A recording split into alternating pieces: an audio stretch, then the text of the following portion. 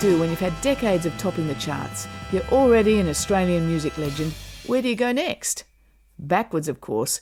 That seems to be the answer Jimmy Barnes has come up with anyway with his recent tribute albums. His new album is called The Rhythm and the Blues, and it's full of his favourites from the music of the 50s and the 60s. I'm talking Ide, I'm talking Otis, Little Richard, even Nina Simone. He even goes into a newly found falsetto to pay homage to one of his favourites. Jimmy Barnes joins us again in the Breakfast Studio. Jimmy, it's great to have you back. Nice to be here. Jimmy, the rhythm and the blues. Is R&B your true love? Was that the music that inspired you as a kid, as a teenager? Well, not as a teenager. It was music I sort of grew up on because my mum and dad were sort of, they're like singers. So, I listen, early days I listened to sort of Ray Charles and stuff like that as a young fella. When I got a bit older, I got into rock and roll. But by that point, all the singers I'd listened to had been R&B singers, whether it was Ray Charles or Little Richard or Ike and Tina Turner. I mean the great sort of bands of the 50s were the ones that I used to hear on the radio. They were the ones that my parents would be playing around the house, and so that would sort of make me want to get in a band. And when it comes to an album like this, it must be hard to decide who to pay tribute to. How did you do that? And who are you paying homage to here?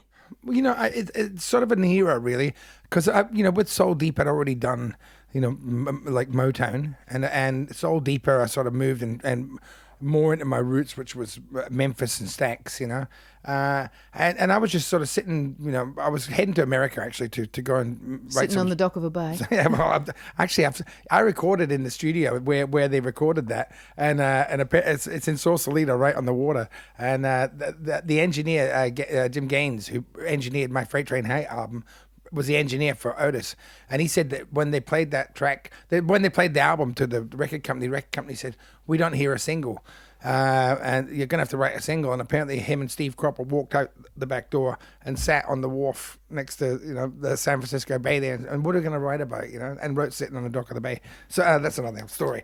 But it's just I was trying to trace the sort of lineage of that music and my music, rock and roll music, and that both those types of music and most music sort of stemmed from a music that formed in the late 40s, early 50s, which was called rhythm and blues. And rhythm and blues basically evolved from big bands, So big bands, it got too expensive for big bands to operate, to have 20-piece horn sections and stuff like that, and so cost cutting, effectively made them sort of cut the costs of the size of their bands, which in turn sort of drew attention away from the sort of big band leader and to the front man.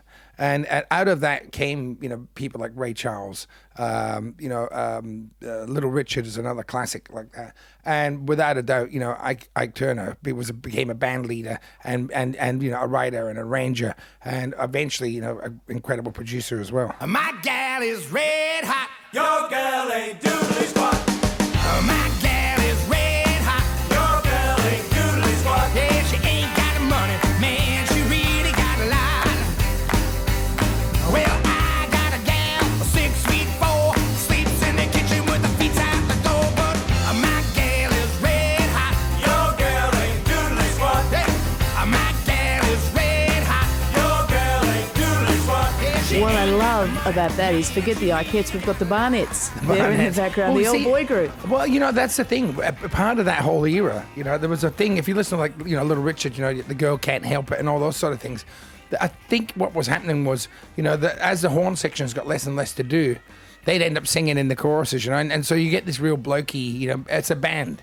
And in my case, we, this band, we put this band together, and there's a bunch of the guys I'd used before, but James Gadsden, who's 75, the drummer, Reggie McBride played for Stevie Wonder, played on Soul Deeper as well, Johnny Lee Shell.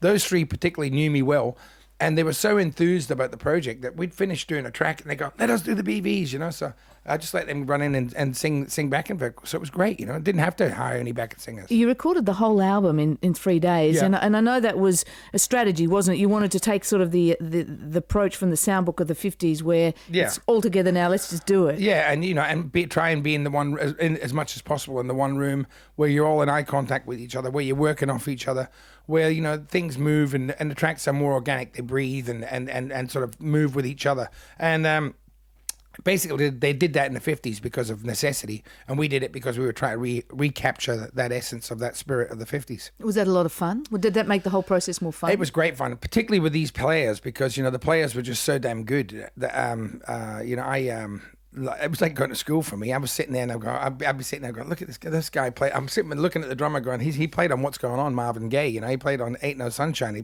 played with James Brown. So I'd be sitting there and I just you know, watch them and see how they grooved, and I'd have to hold myself back, and I'd just sort of sit back, get in the groove, get in the pocket.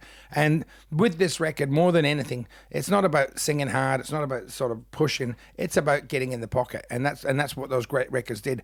There's a classic Keith Richards line where he said that, you know, anybody can rock, but it's a lot harder to roll, you know.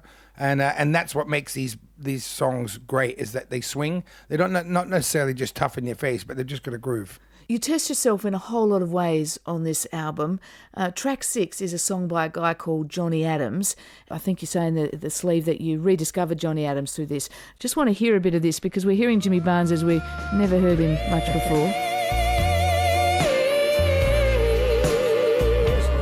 Reconsider me.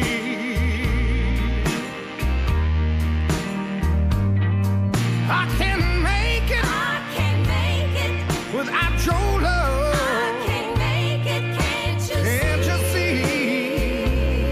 Yes, folks, that was Jimmy Barnes in falsetto. Well, yeah, I haven't used my falsetto much at all. Really.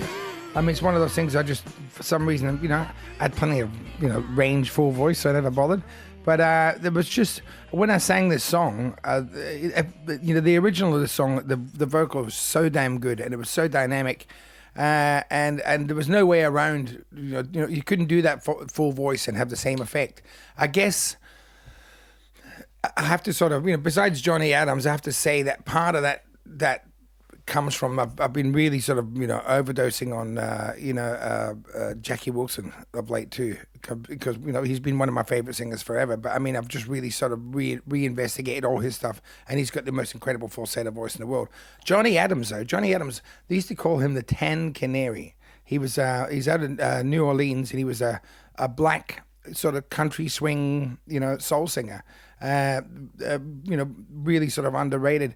But I found this track by accident. I was just sort of researching, looking through songs, and I was flicking around, and I thought, Jesus, sounds like a really young Tom Jones. And I found it. I opened the track up, and it was Johnny Adams, and I listened to it, and the song was just spectacular. And I guarantee anybody, you know, one of the things I like to do with these soul records is to get people to go back and look at the original artist. You know, it's just good for people's education. If you hear the original of this, I guarantee you'll think it's Tom Jones, and he's, you know, 18-year-old. It's just unbelievable.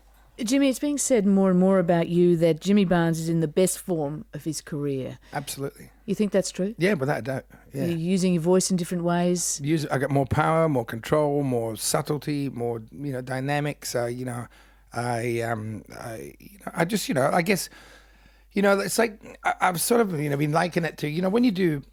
People think that when you become a black belt, for instance, you know, you suddenly become a master of sort of martial arts. You spend all your time getting to black belt, so you learn all the basics. Then you can sort of start, you know, using it properly. I think I've spent the last 30 years learning all the basics, and it's just all starting to fall into place for me. You know, when I do shows now, I just find new things that I can do that I could never do in the past. You know, my breathing's better, my timing's better, and it's about, a lot of it's about less, giving less than more. So, you know, yeah.